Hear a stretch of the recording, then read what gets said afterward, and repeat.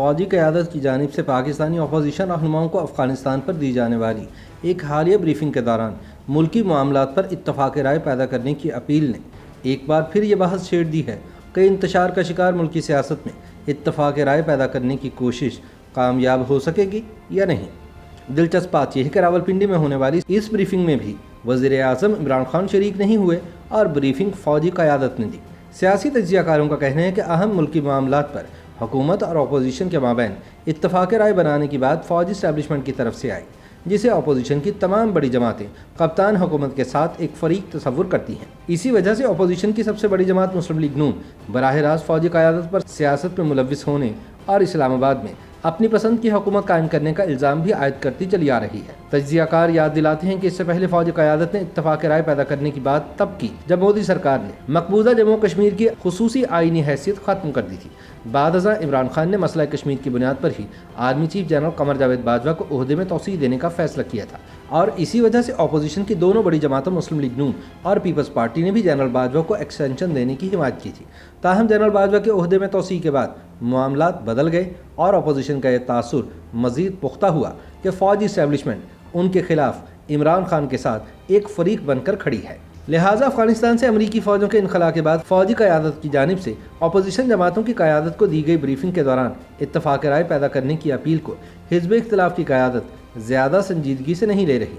Be B C کی ایک report کے مطابق فوجی قیادت کی کتاب سے طویل عرصہ تک سیاسی اتفاق رائے کی یہ اصطلاح غائب رہنے کے بعد اگرچہ ایک مرتبہ پھر استعمال ہوئی ہے، لیکن گزشتہ برسوں میں اپوزیشن کی سیاسی قیادت اور فوجی قیادت کے درمیان بدترین تلخی دیکھنے میں آئی ہے۔ پی ٹی آئی حکومت گرانے کے لیے خاص طور پر گزشتہ 2 برسوں میں چیف آف آرمی اسٹاف اور D G I S I اپوزیشن کی لفظی گولہ باری کا بنیادی ہدف بنے رہے۔ وزیر اطلاعات فواد چودھری نے اس بریفنگ کے بعد کہا کہ اتفاق رائے پیدا کرنے کی یہ کوشش کوئی نیا قدم نہیں۔ ان کا کہنا تھا کہ میرے خیال میں یہ حکومت کا وہی پرانا موقف ہے جس میں اپوزیشن جماعتوں کو دعوت دی گئی تھی کہ وہ آئیں اور عدالتی، سیاسی، معاشی اور خارجہ پالیسی کی اصلاحات کے لیے تعاون کریں۔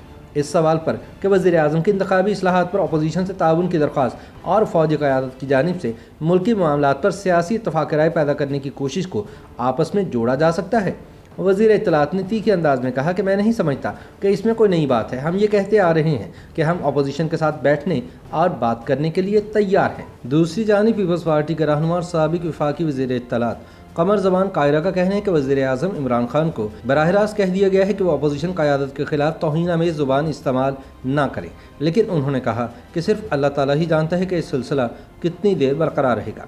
انہوں نے کہا کہ میرا نہیں خیال کہ ہم ایک ایسی صورتحال کی طرف بڑھ رہے ہیں جہاں ہم خارجہ پالیسی اور سلامتی پر ایک قومی اتفاق رائے پیدا کر سکتے ہیں۔ اس کی بڑی وجہ وزیر اعظم اور ان کی جماعت کا رویہ ہے۔ تقریر اور پالیسی میں ان کا رویہ فسطائی ہے۔ وہ اپوزیشن کے لیے توہین آمیز زبان استعمال کرتے ہیں۔ آنے والے دن ہی ہمیں بتائیں گے کہ کیا وزیر اعظم کا رویہ اور پالیسی تبدیل ہوئی کہ نہیں۔ اہم سوال یہ بھی ہے کہ فوج ایک بار پھر اتفاق رائے کے معمار کا رول کیوں اپنا رہی ہے۔ سیاسی تجزیہ کاروں کا موقف ہے کہ خارجہ پالیسی کے سنجیدہ مسائل سے نمٹنے کے لیے مکمل سیاسی اتفاق رائے بہت اہمیت کا حامل ہے۔ خارجہ محاذ پر درپیش سنگین مشکلات سے نبرد آزما ہونے میں اس کی سیاسی قدر و قیمت فطری ہے۔ اس کی وجہ یہ ہے کہ سیاسی اور فوجی قیادت دونوں کے ایک ہی موقف کا اظہار کرنا لازم ہے۔ اس کے لیے مسلم لیگ نون اور پیپلز پارٹی حکومت کو کریڈٹ دیا جا سکتا ہے کہ انہوں نے آل پارٹیز کانفرنس کا طریقہ کار وضع کیا تھا جس میں اعلیٰ ترین فوجی اور سیاسی قیادت موجود تھی۔ دوسری جانب دیگر سیاسی تجزیہ کار کہتے ہیں کہ فوج پہلے ہی بہت مضبوط ہے، کیونکہ نہ صرف پاکستان کے اندر سے بلکہ باہر سے بھی ان کو تائید و حمایت میسر ہے۔ سول ملٹری تعلقات پر نظر رکھنے والے تجزیہ کاروں کے مطابق پاکستانی فوجی قیادت کو باہر کی دنیا سے جو سند جواز میسر ہے اس کا اندازہ chief of army staff general Qamar Javed Bajwa سے جی ایچ کیو میں 1-on-1 ملاقات کرنے والے غیر ملکی وزرائے خارجہ اور سفیروں کی تعداد سے بخوبی لگایا جا سکتا ہے۔ ان کا کہنا ہے کہ ماضی میں فوج قومی سلامتی کے اہم معاملات پر سیاسی اشرافیہ سے مشاورت کی کوئی زیادہ مشتاق نہیں رہی، لیکن یہ صورتحال اب بدل رہی ہے۔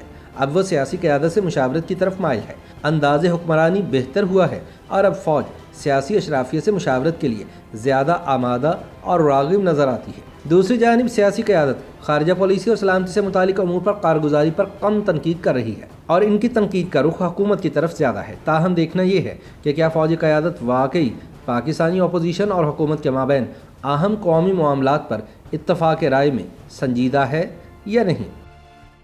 YouTube पर गूगली न्यूज देखने के लिए youtube.com की सर्च बार में गूगली न्यूज टीवी टाइप करें। गूगली न्यूज के पेज पर सुर्ख रंग के सब्सक्रिप्शन वाले बटन पर क्लिक करना ना भूलिए। YouTube पेज पर अपलोड होने वाली वीडियोस से बाखबर रहने के लिए बेल आइकन पर क्लिक कीजिए। आपको हर नई वीडियो के बारे में नोटिफिकेशन मौसूल हो जाएगा।